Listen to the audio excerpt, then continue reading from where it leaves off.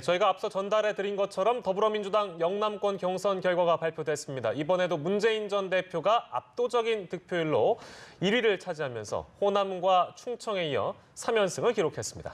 네, 관련 내용을 전문가와 함께 짚어보겠습니다. 김우석 미래전략개발연구소 부소장, 최창렬 용인대 교수와 함께 자세한 얘기 나눠보겠습니다. 어서 오십시오. 안녕하세요. 예.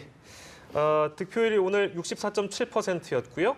말씀드린 대로 3연승을 기록했습니다. 물론 이제 영남이 문재인 전 대표의 정치적 고향인 만큼 예상 가능한 시나리오였다는 분들도 많이 계실 텐데 일단 두 분께 좀 총평을 듣고 싶은데요. 소장님께서 먼저 해주시죠. 문재인 대세론이 확인됐다 이렇게 볼 수가 있습니다. 사실 당내에서 대세론이 표로 확인되는 건 굉장히 중요한 의미가 있고요. 예. 그런 면에서 2위 그룹들이 지금 엎치락뒤치락 하면서 사실 충분하게 선전을 못 해준 것이 의미가 있고 그럼으로써 반증이 되는 게 문재인 대세론으로 확인되는 거 아니겠습니까? 예. 지금 민주당계에서는 당내 지분으로 보면 호남이 제일 크고 그 반 정도가 충청, 그 중간 그 호남과 충청 중간쯤에 지금 영남이 있는 거예요. 그런 면에서 지금 그 세 군데 모두에서 굉장히 큰 표차로 앞섰다라고 하는 게 대세가 되는 거고 이 중에서도 호남과 영남이라고 하는 1, 2대 주주에서 과반을 넘겼다. 이건 굉장히 의미가 있습니다. 게다가 충청에서도 거의 50%에 육박하게 했다라 그런 걸 보면은 전체적으로 대세라고 하는 걸 인정할 수밖에 없고 또 특히 2위 그룹이 엎치락뒤치락하면서 인상적인 추격을 하지 못하고 있다는 거예요. 그래서 수도권에 가가지고 역전을 자신은 하고는 있지만 힘이 좀 많이 딸리는 거 아닌가 이런 생각이 듭니다. 네, 이번엔 최창렬 교수께 드리겠습니다. 뭐 같은 생각입니다. 호남에서 60%를 넘었잖아요. 이재명 시장과 안희정 지사가 한 얘기가 호남에서 60%를 만약에 문재인 후보가 넘지 못하면 대세론이 아니다 이렇게 얘기를 했거든요. 바꿔 말하면 60%를 넘었으니까 대세론이라고 얘기할 수가 있는 거죠.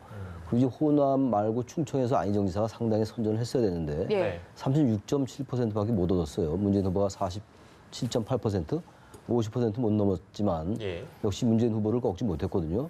충청은 어쨌든 안희정 지사가 충남 지사이기 때문에 자신의 안방이라고 볼 수가 있는 거죠. 그런데 여기서 어쨌든 의미 있는 추격의 어떤 계기를 마련하지 못했다는 겁니다. 그리고 오늘 이제 이 영남에서도 역시 뭐 상당히 64.7%가 이겼잖아요. 그래서 현재 누적 득표율은 문재인 후보가 거의 60% 가까운 59%거든요. 그리고 안희정 지사가 22.6%, 이재명 시장이 18.2%입니다. 그러니까 지금 안희정 지사와 이재명 시장은 거의 차이가 별로 안 나는 것 같아요. 호남에서도 거의 0.4%밖에 차이가 안 났고 아무튼 지금 이 영남에서는 야당 의원들이 많이 당선이 됐잖아요. 지난 총선 때. 그래서 문재인 후보가 유리하려고 바보긴 봤어요. 근데 아까 우리 김 소장 말씀처럼 기본적으로 문재인 후보가 점점 이제 그 2위나 3위 후보를 따돌리는 그런 대세가 굳어지는 것 같고 수도권에서도 이 호남 민심과 상당히 연계되는 부분이 있기 때문에 어떤 차이가 더 벌어졌지 더 좁혀질 가능성은 없다. 다시 말하면 결선 투표로 갈 가능성은 상당히 낮지 않느냐 이렇게 생각합니다. 상당히 낮다라고 얘기를 해주셨는데 소장님께서는 어떻게 생각하세요? 결선 투표 없이 본선행으로 직행할 가능성에 대해서? 굉장히 높아졌다고 보죠.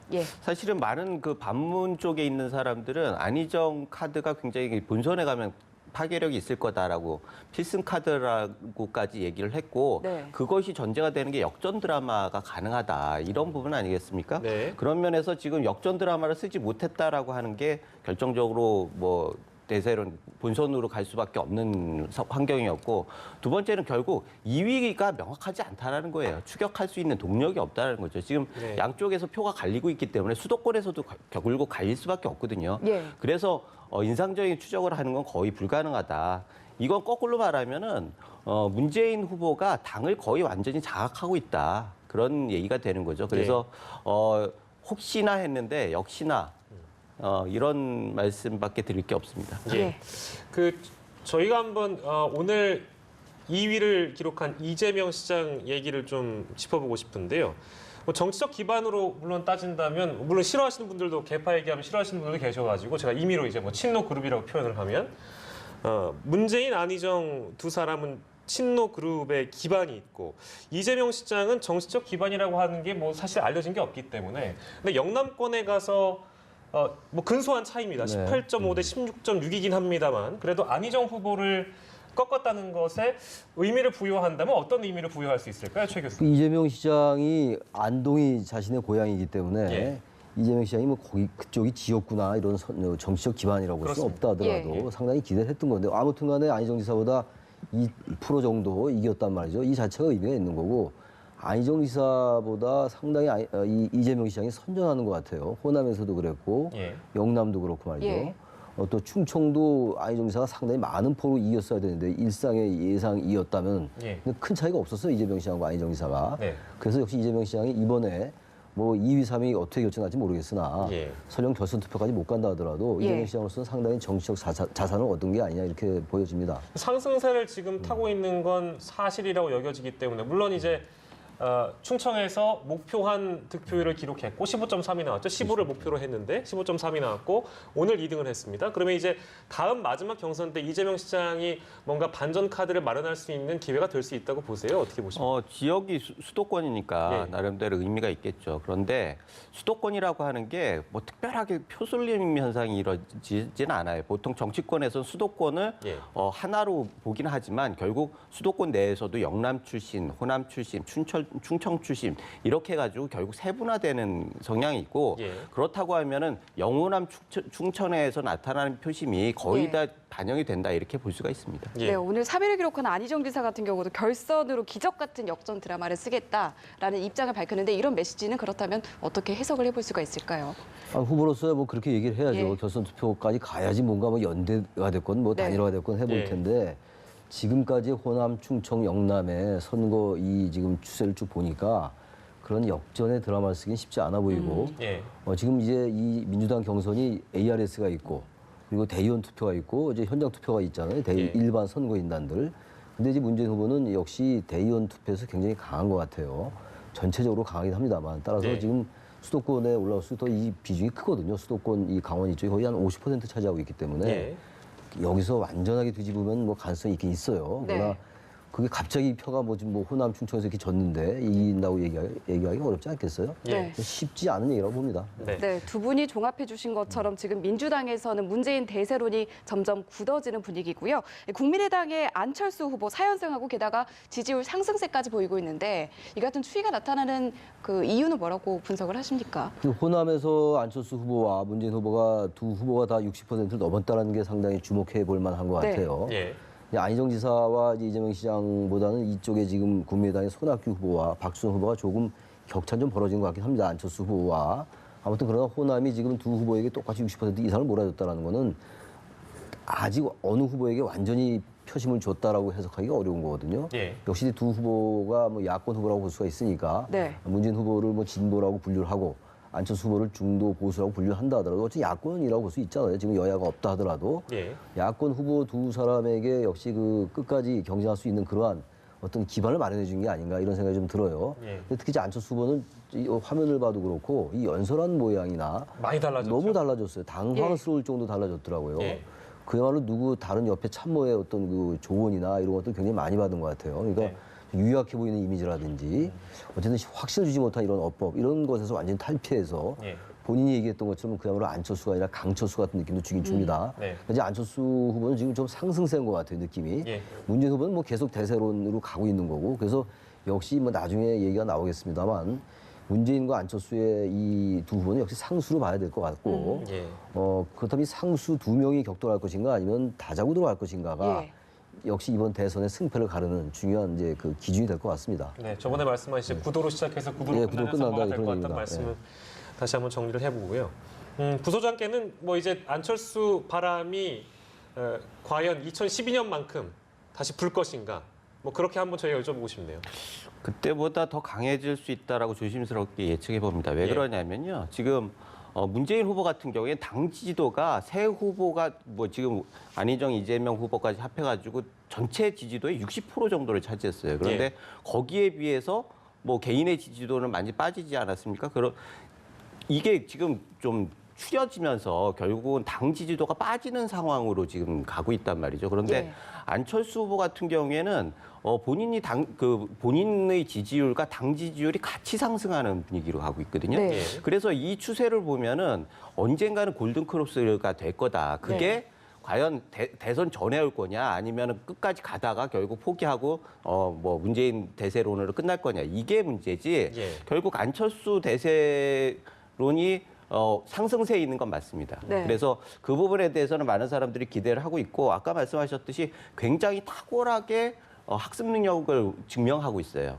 그런 면에서는 예전에 간철수하고 다르게 강철수다라고 하는 게 국민들한테 상당 부분 어필을 하고 있고 예. 메시지가 굉장히 단순하고 직접적이란 말이죠. 예. 나는 문재인을 이기러 나온 사람이다. 그게 굉장히 감동을 주고 있다는 거예요. 결국 지금 문재인 후보의 안티 문재인이라고 하는 영역을 예. 상당 부분 공략하면서 어느 정도 균형을 잡아가는 거 아닌가 이런 생각이 들고요. 네. 결국은 지금은 민주당에서 안희정표라고 하는 중도표들이 과연 문재인 쪽으로 갈 거냐 아니면 안철수로 갈 거냐 이게 관건인 것 같은데 지금 추세로 보면은 이 중도층들이 상당 부분 안철수에게 갈 거다 이런 생각이 들고 그렇다고 하면은 결국 마지막에 갈 때는 접전으로 가지 않겠느냐 이런 생각을 조심스럽게 예측해 봅니다. 저희가 뭐 지금 화면으로도 가상 양자 대결을 통해서 문재인 대 안철수 또 안희정 대 안철수의 구도로 지지율을 좀 보여드리고 있습니다. 저희가 그 앞서 이제 정치권의 뜨거운 말을 모아서 보는 거두절미 시간에 짚어봤던 요 내용도 저희가 잠깐 짚고 갈게요. 오늘 추미애 민주당 대표와 박지원 국민의당 대표가 약한 설전을 좀 주고받았습니다. 근데 이제 그 추미애 대표가 얘기한 거는 일부 언론을 중심으로 의도적으로 국민의당 띄우기가 사실과 좀 지나치다 이런 얘기를 하니까 박지원 국민의당 대표는 이제 좀 우습게 토스를 한 것 같아요. 언론이 국민의당 띄우기를 하고 있다. 언론이 띄우는 게 아니라 민심이 띄우기를 하니까 잘못 착각하는 것 같다. 이게 글쎄요, 그러니까 뭐 선거인단이나 이런 그 뭐 지역 분포, 참여 규모를 비교해서 추미애 대표가 얘기를 했습니다만 실제로 글쎄요, 국민의당 띄우기가 사실과 좀 지나치다고 생각하시는지요? 추미애 대표가 지금 그렇게 얘기했다라는 것 자체가 예. 안철수 후보에 상당한 그 불안감을 느끼는 것 같아요. 예. 그런 것에 반증이라고 봅니다. 그렇다면 네. 저런 얘기를 할 필요가 없죠. 근데 지금 언론이 일부러 안철수를 띄우리라고 저는 생각하지는 않고요. 예. 예. 사실 나타나는 그 결과가 지금 아까 양자 구도도 큰 차이가 안 나가고 있잖아요. 그렇습니다. 예. 그동안 계속 이제 다자 구도에서 이 지지율 보면 안철수 후보하고 문재인 후보하고는 차이가 많이 나요. 지금도. 예. 근데 역시 양자 대결로 갈 때는 구도가 달라지기 때문에 네. 아까 말씀처럼 안희정 지사의 표가 문재인 후보보다는 안철수 후보한테 오는 표가 많을 수도 있거든요. 예. 왜냐하면 안희정 지사는 이번에 어쨌든 중도 보수로 뭔가 이 자꾸만 외연을 확장하려 하는 그런 얘기를 많이 했어요. 거기서 이제 나온 얘기가 대연정 얘기였고 선언 의지 발언. 그래서 곤혹도 많이 치렀습니다만 네. 예. 바로 그런 것들이 안철수와 문재인을 양자 구도로 붙여봤을 때 이렇게 격차가 좁혀지는 거거든요. 예. 바로 그런 것들에 대한 불안감의 발로가 추미애 대표 얘기라고 보고 네. 거기에 대해서 박지원 대표가 또 이제 받아친 거죠. 그러니까 예. 그만큼 이제 두 후보가 점점 대선 이제 가까워올수록 계속 저런 식의 모습은 계속 많이 나타날 겁니다. 예. 날선 신경전을 보여주고 있는 두 당의 모습을 저희가 좀 정리를 해봤습니다. 네, 부소장님께서는 어떻게 들으셨어요? 이런 발언. 타이어 논쟁에 이어서 2라운드를 했어요. 예. 그래서 뭐 타이어 논쟁 나올 때도 사실은 뭐 이런 논쟁까지 할 필요가 있냐 이런 생각을 뭐 많은 사람들이 얘기를 했죠. 예. 타이어가 중요한 게 아니라 타이어가 싣고 가는 차가 중요한 거지. 엔진이 중요하고 차가 예. 중요한데. 그렇죠. 네. 그리고 어디로 가느냐가 중요한 거 아니겠습니까? 예. 그런데 지역 말단적으로 타이어에 대해서 논쟁을 한다는 게 우리 정치를 너무나 그대로 드러내는 거 아니냐. 예. 그 좀 이런 정도의 수준이라고 하면 대선 가도에 있어서 너무 좀 낮은 수준의 논의 아니냐 이런 얘기들을 많은 사람들이 했고 예. 오늘 논쟁도 사실은 뭐 어제 안철수 후보도 이런 정도로 얘기한다라고 하면 굉장히 나한테 위협을 느끼나 보다 이렇게 얘기하면서 웃어 넘겼단 말이죠. 예. 이런 걸 보면 기가 예. 뭐 안철수 후보는 올라가는 거고 저쪽은 약간 꺾이는 이런 위기감 같은 게 있는 그런 상황인 것 같아요. 그래서 네.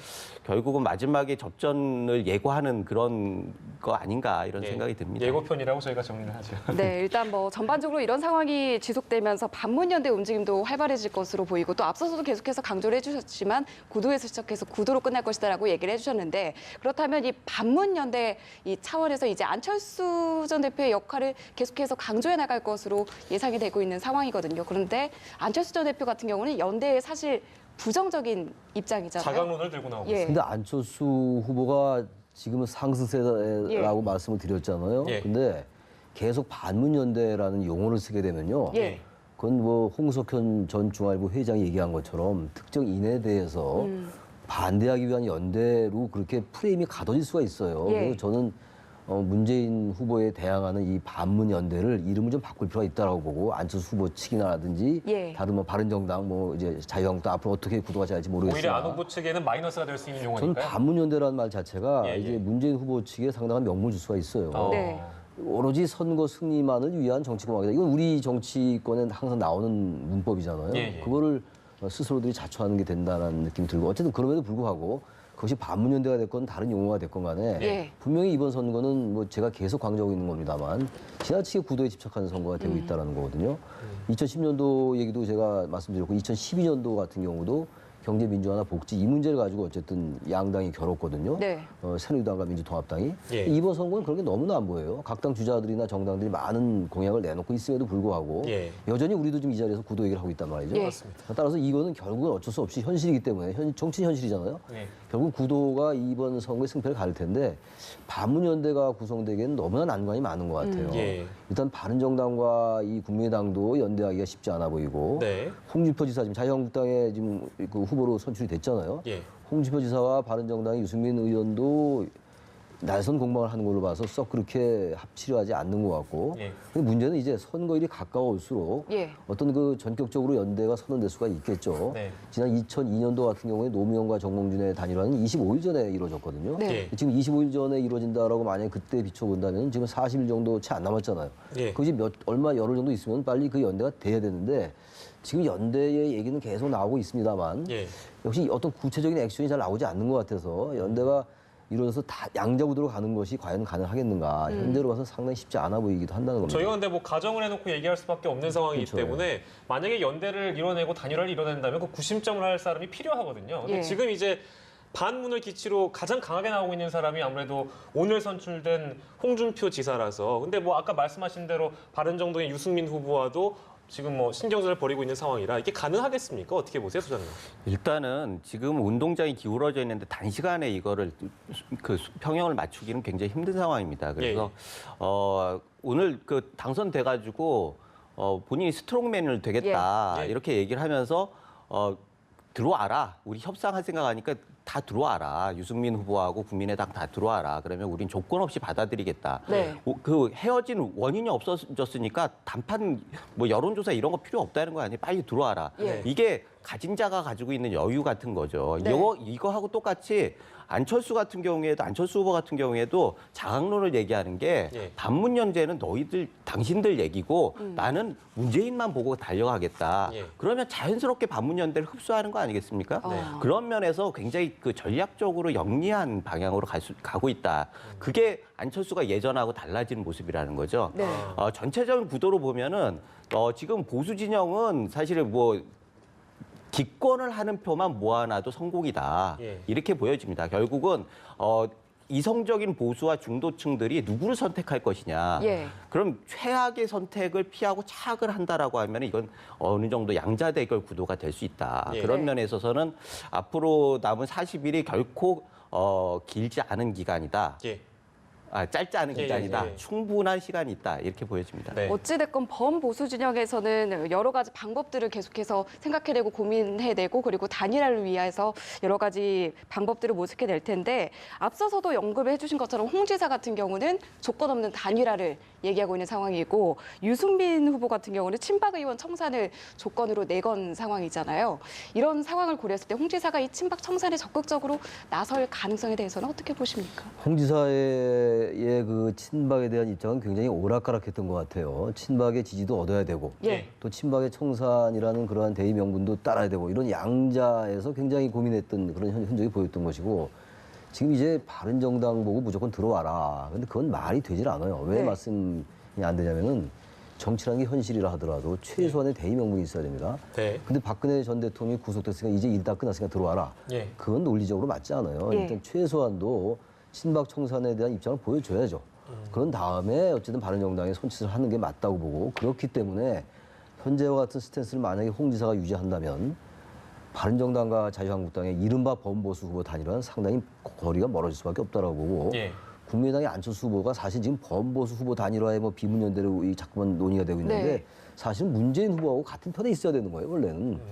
원래 새정치민주연합에서 탈당했던 정당이잖아요 국민의당이. 네. 호남을 기반으로 하고 있고. 예. 근데 어쩌다 얘기를 하다 보니까 마치 자유한국당과 바른정당과 국민의당이 합치는 구도. 이걸 우리가 주의 깊게 볼 필요가 있어요. 만약 이대로 간다면은 국민의당과 바른정당과 자유한국당이 합친다. 이게 범보수 후보 단일화? 이러면요, 오히려 문재인 후보가 더 필승 카드로 갈 수가 있다라는 생각이 들어서 아마 그래서 지금 이 안 후보는 뭐 전략적인 면도 있다 하더라도 장악론을 계속 주장하는 것이 아닌가 이렇게 보여집니다. 네, 각 후보별로 정당별로 복잡한 셈법이 있을 텐데 대선 구도가 이제 어떻게 바뀌어 나갈지 저희가 좀 주목해 보도록 하고요. 최 교수께서 말씀하신 박근혜 전 대통령 이야기를 잠깐 해보도록 하겠습니다. 일각에서는 이 박 전 대통령이 이제 구속이 되면서 보수층이 결집할 것이다 이렇게 예상하는 분들도 좀 있는 것 같아요. 더불어서 조기 대선에 영향을 미칠 가능성까지 소장께서는 혹시 어떻게 예상을 하시는지요? 결집을 할 수는 있겠죠. 그러나 이걸 대소판도를 흔들 정도로 결집을 할 수는 없을 겁니다. 예. 뭐 이미 명분상으로나 세력 다툼이로나 결국은 전체적인 흐름에서 뭐 큰 변화가 있지는 않을 것 같아요. 예. 결국은 지금은 보수 입장에서는 차악과 그 극단적인 뭐 이런 정도의 선택이지 예. 보수 진영에서 누군가를 내세워 가지고 다시 정권 재창출을 하겠다라고 하는 희망을 갖기에는 너무 좀 그 자체 역량이 떨어진다 이런 것이 현실이고 그런 면에서 홍준표 지사 같은 경우에도 지금은 빨리 보수 진영을 모아야겠다. 예. 연대를 통한 시너지 효과보다는 지금 우리가 뭐 안철수 그 후보의 자강론과 같은 거죠. 우리가 좀 단단하게 뭉쳐 있어야지 그래도 대선에서 일정 정도 그 효과를 보고 서로 떨어지더라도 힘 있는 야당으로 갈 수 있는 거 아니냐. 그런 면에서 얘기를 하는 거고 그런 측면에서 보면은 지금 그 샤이 박근혜들의 결집이라고 하는 게 현실적으로 정치에서 대선 국면에서 무슨 효과를 보기에는 쉽지 않다 이렇게 보여집니다. 네, 교수님께서는 어떤 생각이세요? 저도 뭐 당연히 그렇게 생각합니다. 예. 지금 보수층의 결집 그리고 이것이 대선에 미치는 영향 이런 이제 그 프레임으로 보는 거잖아요. 네. 그런데 지금 박근혜 전 대통령의 이 사법 절차는 계속 진행돼 왔던 것이고 네. 물론 이제 예상들이 다르긴 했습니다만 상당히 많은 사람들이 또 구속의 가능성도 염두에 뒀던 거였잖아요. 예. 그렇기 때문에 그렇게 놀랄 일이 아닌 거죠. 네. 그렇기 때문에 지금 박 전 대통령의 구속이 이른바 이제 샤이 보수를 결집시켜서 예. 대선 판도의 이 기울어진 운동장을 바꿀 수 있다. 전혀 논리적이지 않죠. 시간도 짧고 그리고 예. 일단 명분도 별로 없고 따라서 저는 박근혜 전 대통령의 최근에 이러한 그 구속 그리고 이제 소환됐던 이런 모습들 이런 것들이 네. 동정심을 일정 부분 불러일으킬 수 있다고 봅니다. 예. 하여튼 전직 대통령에 대한 그런 생각들이 있으니까 또 우리 한국 국민들이 예. 그렇다 하더라도 이게 선거 현실에서 선거 공학적으로 있던 판세를 바꾸거나 예. 그렇게 하기에는 상당히 잘 이 레벨이 맞지 않는 얘기들이 아닌가 이렇게 생각합니다. 네, 구속 얘기가 나왔으니까 이제 얘기가 나온 김에 구속 이후의 상황도 좀 짚어보려고 하는데 이제 유무죄 다툼을 벌여야 되는 상황인데 핵심 쟁점은 뭐가 될 것으로 보이는지 좀 예상을 해주신다면 어떤 게 될까요? 뭐 누구나 얘기하는 예. 거 아니겠습니까? 뇌물죄겠죠. 네. 뇌물죄는 지금 사실 구속된 이유도 뇌물을 준 사람을 구속했는데 예. 받은 사람을 구속 안 하는 게 말이 되느냐라는 형평성의 문제죠. 저희 증거인멸이나 도주위험 이런 부분들에 대해서는 그렇게 심각하게 보는 상황이 아닌 것 같아요.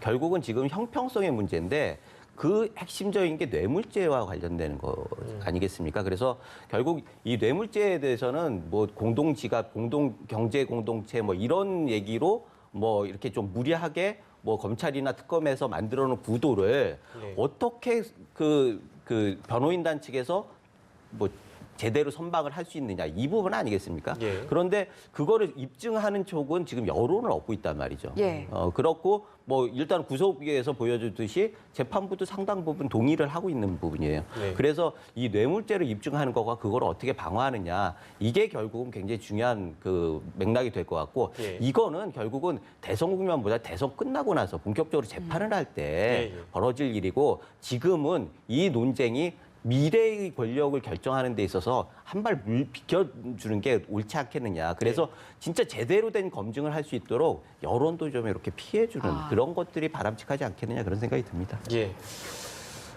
이제 박 전 대통령 구속으로 인해서 검찰은 수사 동력을 얻은 상황인데 지금 이제 언급되고 있는 인물은 우병우 전 수석이고요. 그리고 대기업들 좀 올라와 있습니다. 다음 수사 타깃은 누가 될지도 궁금하긴 한데요. 최 교수께서 혹시 어떻게 예상하십니까? 그래서 검찰도 그랬고 특검도 그랬고 우병우 수석에 대한 수사를 본격적으로 못했어요. 우병우 전 수석에 대한. 근데 지금 뭐 대통령까지 구속된 마당이고 당연히 다음 이제 목표는 우병우 전 수석이 될 수밖에 없죠. 그리고 네. 뭐 개인 비리 차원 말고 뭐 개인 비리 워낙 얘기가 많이 됐던 거잖아요. 예. 가족회사 정광 문제라든지 뭐 아들 특혜 보직 뭐 이런 얘기가 아니더라도 최순실 게이트에서 최순실의 이른바 국정농단에 있어서 민정수석으로서 어떤 그런 것들을 막지 못했다라는 그런 직무유기 이런 것들도 바로 그런 것들에 관련된 건데 문제는 이제 거기에 대한 증거를 얼마나 확보하고 있느냐의 문제예요. 청와대에 대한 압수수색도 결국은 최근에 했다고 하지만 이미 제출 형식으로 받았단 말이죠. 그래서 증거를 얼마나 확보하고 있어서 그 우병우 전 수석의 그러한 말씀드린 그러한 그 죄라고 범죄 혐의들을 입증할 수 있느냐의 문제인데 네. 글쎄요 지금까지 영 그 지금 다른 것과는 달리 영 그 수사에 진척이 별로 없는 것 같아요. 네. 검찰의 마지막 목표는 일단 우병우 전 수석과 이제 대기업들이겠죠. 삼성도 뇌물죄 혐의로 이재용 부회장이 구속되어 있는 상황이기 때문에 우병우 전 수석과 이제 대기업들 롯데나 뭐 CJ 이런 그룹들에 대한 수사가 다음 검찰의 타깃이 아닌가 이렇게 보여집니다. 예, 네. 알겠습니다. 오늘 박근혜 전 대통령 구속 케이스까지 저희가 다뤄봤고요. 김우석 미래전략개발연구소 부소장, 최창렬 용인대 교수와 함께 자세한 얘기 나눠봤습니다. 두 분 고맙습니다. 고맙습니다. 감사합니다. 맞습니다.